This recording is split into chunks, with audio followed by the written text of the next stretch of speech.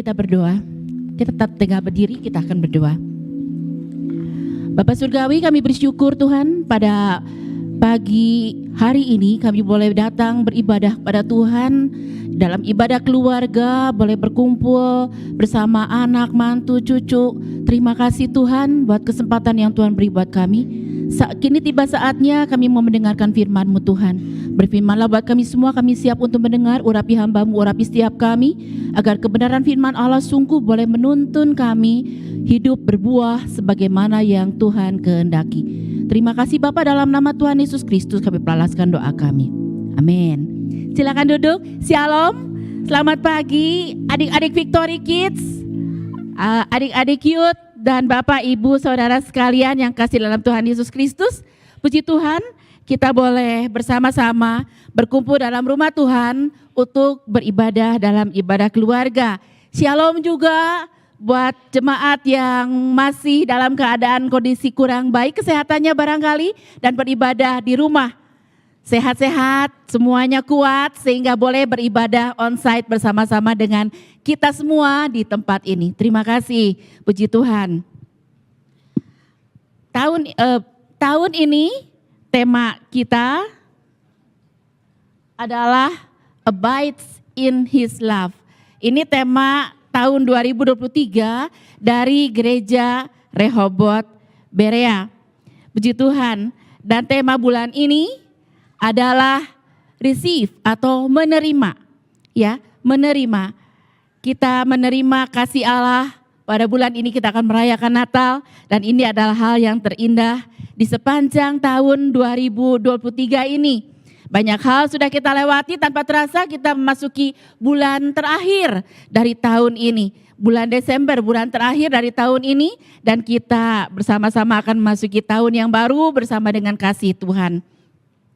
Firman Tuhan pada pagi hari ini saya beri judul True Vine atau pokok anggur yang benar. Tadi kita sudah nyanyi semua ya, lagu anak-anak Victory Kids, dan kita semua sudah menyanyikan bersama-sama bahwa Yesus pokok dan kitalah carangnya.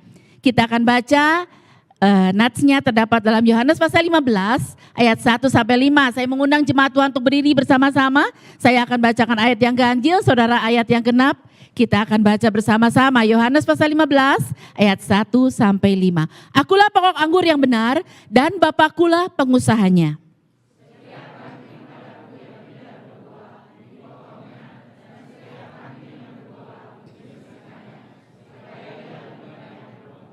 Kamu memang sudah bersih karena firman yang telah kukatakan kepadamu.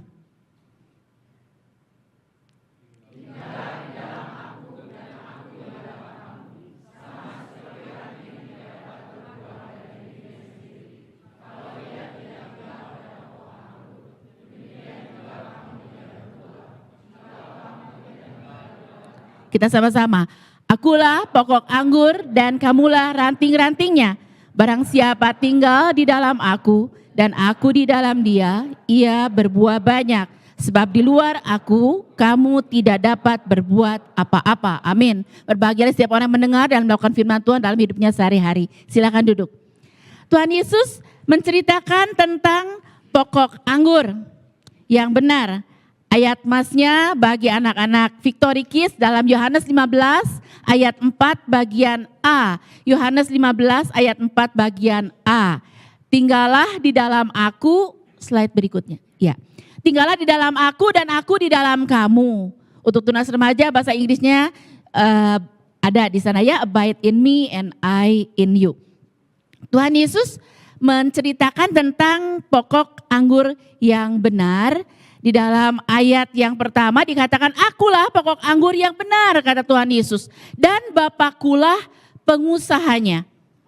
Tuhan Yesus menggunakan pokok anggur sebagai perumpamaan karena orang-orang Israel mengenal tumbuhan anggur itu. Pokok anggur yang sebagai pokok anggur yang benar, Tuhan Yesus menjelaskan hal ini karena di pegunungan Yudea dan Samaria itu tidak kondusif untuk tanaman gandum. Jadi mereka di daerah itu kondusifnya untuk tanaman anggur. Jadi orang Israel mengenal itu tanaman anggur.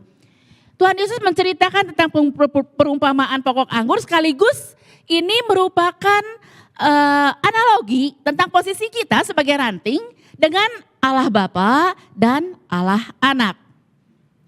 Yesus sebagai pokok anggur yang benar dikatakan. Berarti ada yang tidak benar. Ya. Pokok nanti kita pelajari apa itu pokok anggur yang tidak benar.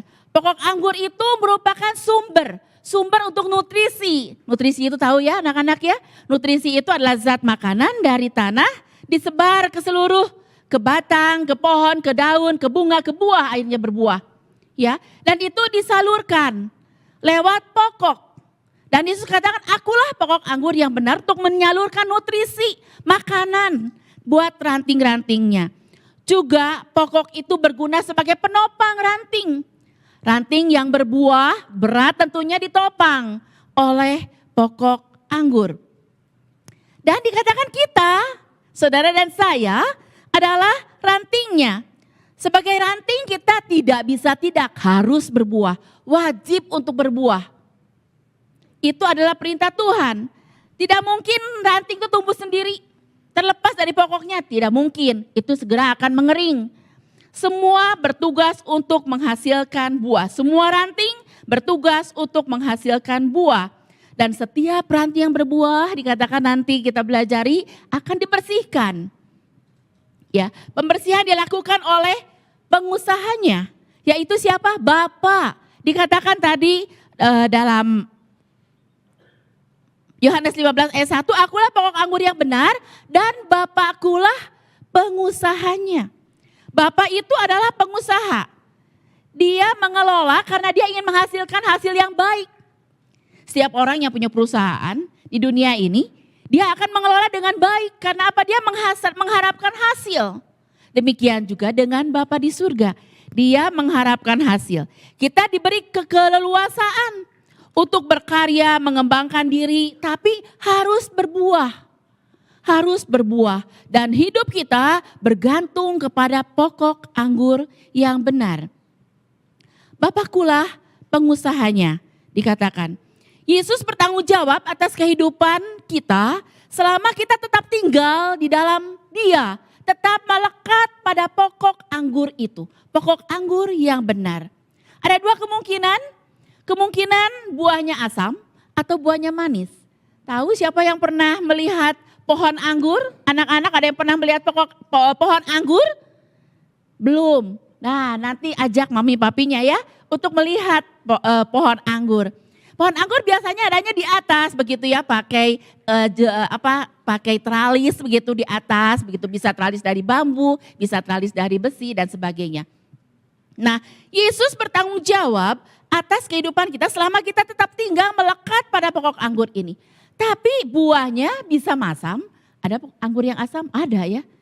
Buahnya bisa asam, buahnya bisa manis. Tergantung hal ini pada pokoknya. Pokoknya itu bagus, sehat atau tidak sehat. Asam jika melekat pada pokok yang tidak benar. Tadi Yesus katakan dalam pasal 15 ayat 1, akulah pokok anggur yang benar. Berarti ada yang tidak benar. Apa yang tidak benar? Pahit hati, kekhawatiran. Ada 3K. Coba anak-anak Victory Kids yang mau ke depan mengatakan 3K di dalam 1 Yohanes pasal 2 ayat 16. 1 Yohanes pasal 2 ayat 16. Mana anak Victory Kids yang berani? Maju ke depan. 1 Yohanes pasal 2 ayat 16. Ada 3K di sana sebagai pokok yang tidak benar. Yang seringkali kita melekat pada pokok yang tidak benar itu. Ayo siapa yang sudah dapat? Yuk maju ke depan. Saya punya hadiah buat kamu.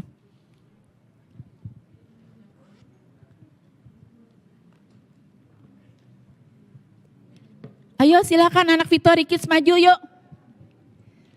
1 Yohanes pasal 2 ayat 16. Ada 3K di sana yang merupakan pokok anggur yang tidak benar. Yang menyebabkan buahnya asam. Kalau berbuah asam itu dianggap tidak berbuah di hadapan Allah. Ayo mana anak Victory Kids? Yo maju-maju 3K gampang. Ayo cepat. Ayo cepat yuk. Ayo. Ayo dong ke depan dong. Yuk. Ayo ke depan yuk.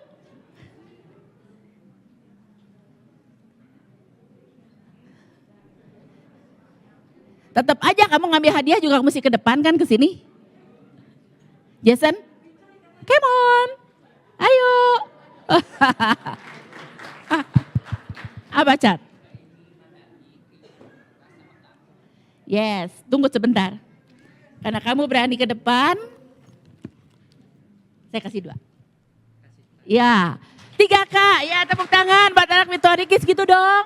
Anak Victory Kids harus, Rehoboth Berea harus berani dong. Ke depan, ke sini ya. 3 Kak, pokok anggur yang tidak benar.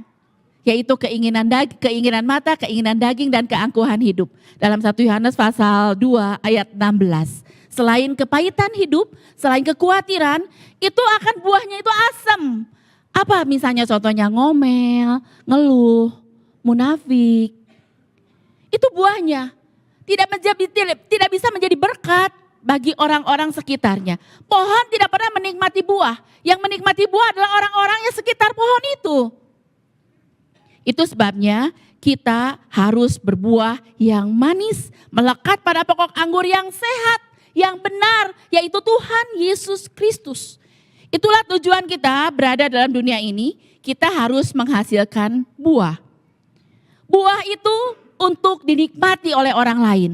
Dan akhirnya adalah memuliakan pengusahanya, memuliakan Bapa di surga lewat buah-buah yang bisa dinikmati oleh orang-orang sekitar kita. Perkataan kita, perbuatan kita, itu dapat dinikmati oleh orang-orang sekitar kita. Kebaikan-kebaikan kita dapat dinikmati oleh orang-orang sekitar kita. Kita jadi berkat buat banyak orang dan mendatangkan kemuliaan bagi nama Tuhan. Buah kehidupan harus nyata.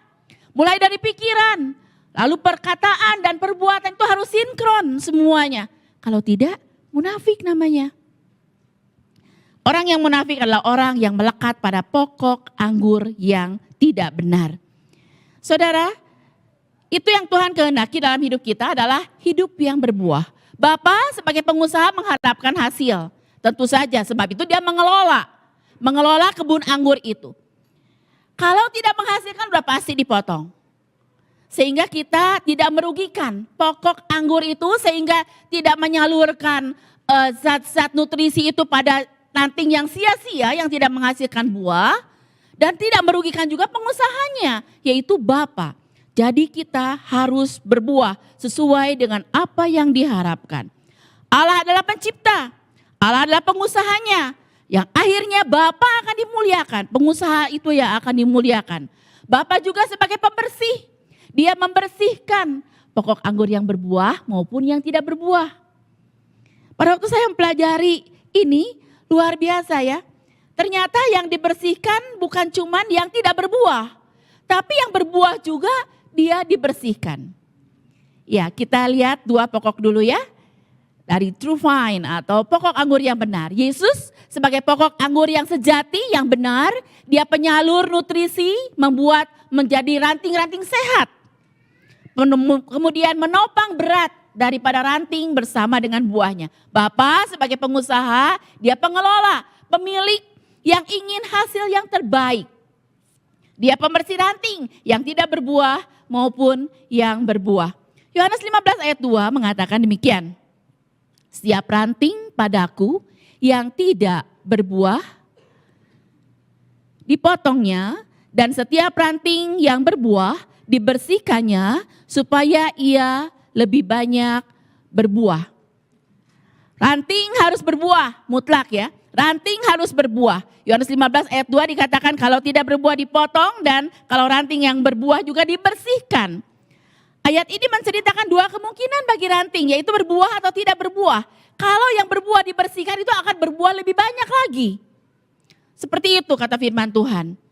Bapa di surga mengharapkan, sangat mengharapkan kita berbuah lebat, berbuahnya manis, dapat dinikmati oleh orang-orang, ujung-ujungnya Bapa dimuliakan lewat kehidupan kita. Kita lihat sekarang ranting yang tidak berbuah. Kata firman Tuhan dalam bahasa Indonesia dikatakan ranting yang tidak berbuah itu dipotong. Dan Bapa sebagai pengusahanya, itu berhak untuk membersihkan, memotong. Siapa kira-kira ranting yang tidak berbuah ini? Apakah dia orang yang sudah diselamatkan, kemudian berbuat dosa, lalu kemudian hilang keselamatannya? Apakah Yesus keluar masuk dari hati kita, saudara? Sekali terima Yesus, selama-lamanya Yesus akan tinggal dalam diri kita. Selama kita tidak mendukakan Roh Kudus. Itu kata firman Tuhan. Jadi tentunya bukan orangnya seperti itu, karena keselamatan dalam Efesus 2 ayat 8 dan 9 dikatakan bahwa sebab karena kasih karunia kamu diselamatkan oleh iman. Itu bukan hasil usahamu, tetapi pemberian Allah. Itu bukan hasil pekerjaanmu, jangan ada orang yang memegahkan diri. Keselamatan adalah anugerah daripada Tuhan, tidak dapat ditiadakan oleh diri kita atau oleh apapun juga. Itu anugerah dari Tuhan buat saudara dan saya. Jadi kalau gitu siapa dong ranting yang tidak berbuah itu? Apakah dia yang disebutkan ranting yang tidak berbuah itu dia seorang yang belum lahir baru? Tidak, saudara. Dikatakan jelas oleh Yesus adalah ranting yang ada padaku yang tidak berbuah. Berarti orang yang sudah ada di dalam Tuhan. Sudah ada di dalam Tuhan, lahir baru, sudah diselamatkan, sudah terima Yesus, tapi tidak berbuah. Kok bisa ya? Bisa. Yesus yang katakan seperti itu dalam Yohanes pasal 15 ayat yang ke-6 dikatakan, barang siapa tidak tinggal di dalam aku, ia dibuang keluar seperti ranting yang menjadi kering, kemudian dikumpulkan orang dan dicampakkan ke dalam api lalu dibakar. Saudara, ternyata bisa ranting tidak berbuah kalau dia tidak ada di dalam Tuhan. Yohanes pasal 15 ayat 2, setiap ranting yang ada padaku yang tidak berbuah dipotongnya dan setiap ranting yang berbuah dibersihkannya supaya ia lebih banyak berbuah. Dalam terjemahan New King James Version dikatakan he takes away, dia mengangkat. Dia mengangkat. Ini dalam bahasa Yunaninya adalah airo. Airo itu punya arti yang cukup luas dalam tergantung dalam konteksnya, antara lain adalah satu tindakan untuk mengangkat ke arah yang di atas, ke arah atas, membangkitkan, menaikkan. Atau mengambil sesuatu, memindahkan, misalnya memindahkan batu. Itu juga pakai kata airo. Atau mengangkat kail, ikannya terangkat dari tempatnya, dipindahkan ke tempat yang lain. Itu juga pakai airo. Kita melihat ranting yang tidak berbuah posisinya ada di bawah bersama dengan debu tanah. Itu melambangkan orang-orang yang sudah terima Yesus, sudah lahir baru, tapi dia masih cenderung pada dunia 3K tadi. Yang Richard katakan, keinginan mata, keinginan daging, dan keangkuhan hidup. Itu adalah keinginan dalam dunia ini yang seringkali kita salah melekat kepada itu semua. Itu adalah pokok anggur yang tidak benar. Saudara, kita perlu diangkat. Kalau tidak berbuah ya perlu diangkat. Tuhan sebagai pengusaha, Bapa sebagai pengusaha, dia akan mengangkat dan kembali menempatkan kita di tempat yang seharusnya kita dapat berbuah. Saudara, mereka adalah orang yang percaya, orang yang sudah terima Yesus, orang yang sudah lahir baru, tetapi masih melekat pada pokok anggur yang salah, tidak mau tinggal di dalam Tuhan. Dia masih melekat pada pokok anggur yang tidak benar. Akibatnya dia tidak berbuah karena tidak tinggal di dalam Tuhan. Dia masih mengandalkan logikanya untuk kehidupan sehari-hari. Dia masih mengandalkan usahanya sendiri untuk menjadi seorang yang berhasil.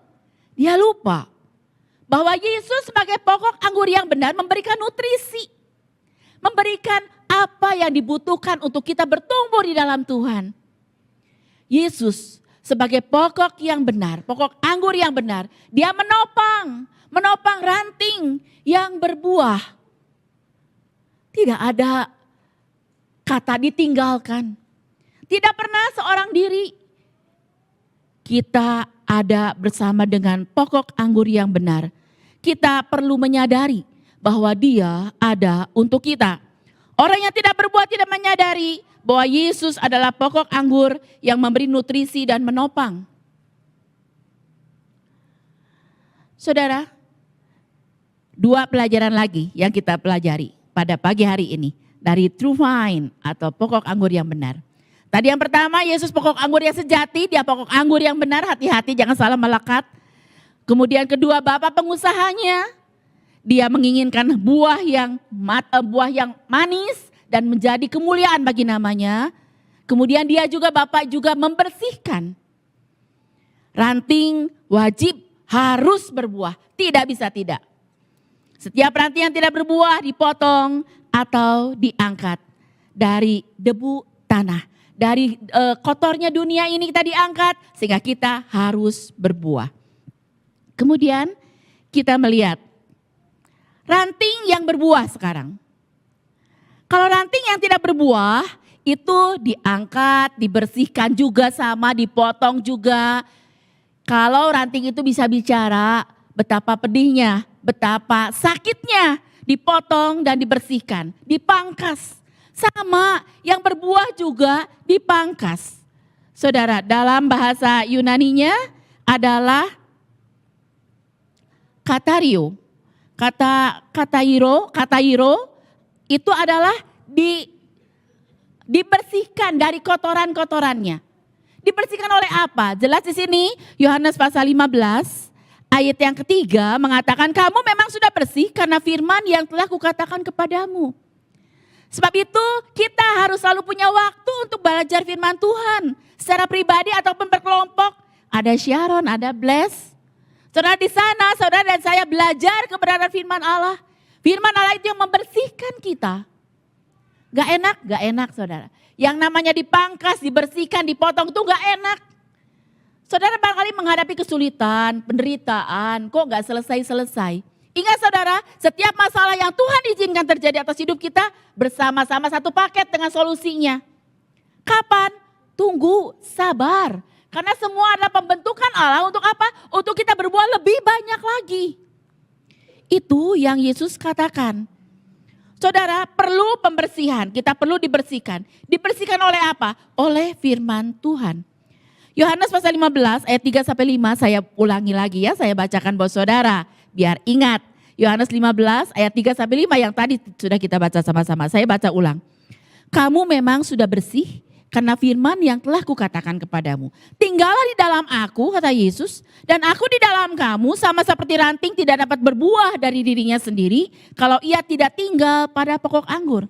Demikian juga kamu tidak berbuah jikalau kamu tidak tinggal di dalam aku, kata Yesus. Akulah pokok anggur dan kamulah ranting-rantingnya. Barang siapa tinggal di dalam aku dan aku di dalam dia, ia berbuah banyak. Sebab di luar aku, kamu tidak dapat berbuat apa-apa. Ingat saudara, di luar Yesus kita tidak bisa berbuat apa-apa. Tinggal di dalam dia. Sebagai ranting yang berbuah, kita kadang-kadang juga harus dibersihkan. Kita kadang-kadang juga harus ada air mata, ada penderitaan, ada beban berat di sana.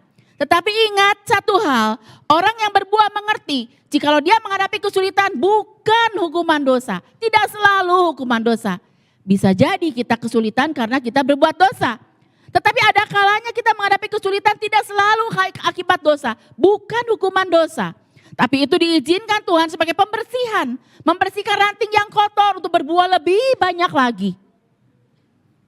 Saudara kita mengerti bahwa penderitaan dipakai Tuhan untuk membentuk karakter kita. Karena kita kan semua masih dalam dunia ini tidak sempurna saudara. Masih suka marah, masih suka bohong, masih suka nyakitin orang. Itu sebabnya kita perlu dibersihkan oleh firman Tuhan.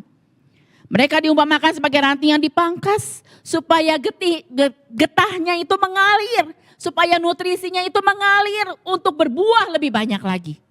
Itu yang Tuhan kehendaki. Mereka, kita kalau sedang dibersihkan berarti mengalami disiplin daripada Allah. Untuk mengalirkan tenaga hidup daripada Tuhan untuk saudara dan saya. Agar apa? Agar rantingnya menjadi berbuah lebih banyak lagi. Berbuah lebih banyak lagi sehingga lebih banyak lagi jadi berkat bagi banyak orang. Banyak orang diselamatkan lewat pemberitaan Injil, lewat mulut kita, lewat perbuatan kita. Seperti dijelaskan di atas bahwa dia memangkas agar nutrisi itu tidak sia-sia menyebar pada ranting-ranting yang tidak berbuah, tapi khusus untuk ranting-ranting yang berbuah agar berbuah lebih banyak lagi. Kita hanyalah carang-carangnya, yaitu alat kepanjangan tangan Tuhan untuk jadi berkat bagi orang-orang dalam dunia ini.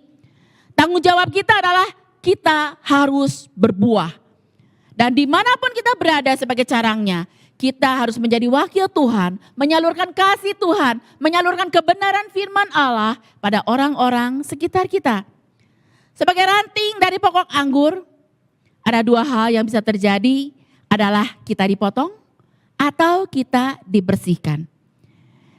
Kalau kita belum berbuah, ada kalanya kita mengalami kesulitan, penderitaan, meneteskan air mata, itu tujuannya agar kita berbuah. Pada waktu kita berbuah, pada waktu kita merasa, saya udah benar sama Tuhan. Saya sudah benar sama Tuhan, tapi kenapa saya harus menghadapi kesulitan? Itu berarti sedang dibersihkan saudara, agar berbuah lebih banyak lagi. Tergantung dari respon hati. Bisa respon hati yang salah, berontak sama Tuhan, akhirnya jadi kering, tidak tinggal di dalam Tuhan, akhirnya kering dan dibuang. Tapi kalau saudara dan saya punya respon yang baik, kita akan masuk dalam rancangan Allah yang sempurna untuk berbuah lebih banyak lagi. Kita tidak bisa lepas dari masalah dalam kehidupan ini. Semua orang menghadapi masalah, masing-masing berbeda porsinya. Meskipun masalah dihadapi oleh kita barangkali berbeda, tapi kita punya Tuhan yang sama, Dia pokok anggur yang benar, Dia menyalurkan nutrisi, kekuatan buat kita. Dan Dia menopang. Dia tidak pernah membiarkan kita tergeletak seorang diri. Dia menopang saudara dan saya. Firman Tuhan itu terus akan membersihkan kita. Sama seperti Yesus pada waktu Dia mencuci kaki murid-muridnya. Setelah berjalan di padang pasir, kakinya berdebu. Itu sama dengan saudara dan saya yang berjalan dalam dunia ini. Kakinya penuh dengan debu-debu dosa, penuh dengan godaan-godaan. 3K tadi, keinginan mata, keinginan daging, keangkuhan hidup. Itu seringkali menggoda kita untuk jatuh dalam dosa. Kita perlu dicuci, kita perlu dibersihkan oleh firman Kristus. Kita perlu dibasuh oleh firman yang membersihkan saudara dan saya. Seorang penulis menceritakan proses pemeliharaan tanaman anggur di Israel itu pada bulan Februari dan Maret. Itu dibersihkan, dipotong yang tidak berguna, ranting-ranting tidak berguna. Ekstrimnya drastis sekali. Kadang-kadang tinggal pokok anggurnya saja. Nah kemudian pada bulan Agustus akan dibersihkan untuk kedua kalinya. Sehingga berbuah banyak. Seperti apa yang diharapkan. Pada waktu kecil saya sering main di rumah oma saya. Kemudian tetangga oma saya itu punya kebun anggur. Jadi saya melihat bagaimana bapak itu memotong pakai gunting kecil, ranting-ranting, daun-daun yang kering dan sebagainya. Saya melihat, saya baru mengerti. Ternyata memang harus dibersihkan. Saya berpikir kenapa daun harus dibersihkan? Kan daunnya masih hijau kadang-kadang. Bukan daun kering. Tapi dipotong sama bapak itu. Sehingga terlihat buahnya itu banyak. Saya baru mengerti setelah ada penjelasan-penjelasan daripada kebenaran firman Allah. Tunas-tunas yang kecil akan dipangkas. Supaya getah tanaman, nutrisi itu lebih kuat mengalir untuk ranting-ranting yang berbuah. Itu yang dikehendaki. Yang berbuah diharapkan oleh pengusaha, oleh Bapa di surga berbuah lebih banyak lagi. True vine, pokok anggur yang benar. Di sini dikatakan bahwa